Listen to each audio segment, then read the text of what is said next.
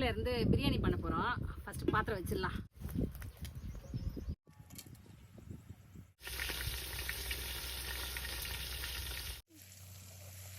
நம்ம போட்ட வெங்காயம் வதங்கிடுச்சு, நல்லா கிளாஸ் பதத்தில் இருக்குது. இப்போ வந்து இஞ்சி பூண்டு பேஸ்ட் போட்டுக்கலாம்.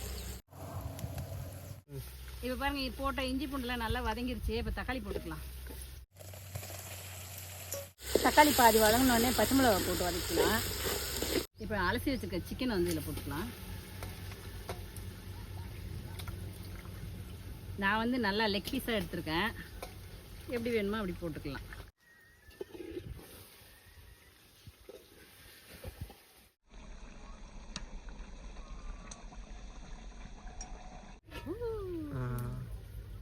சிக்கன்லாம் சூப்பராக வதங்கிடுச்சு. இப்போ பாருங்கள், இந்த சிக்கன் இந்த மசாலாவெல்லாம் வேறு பாத்திரத்தில் மாற்றிக்கலாம்.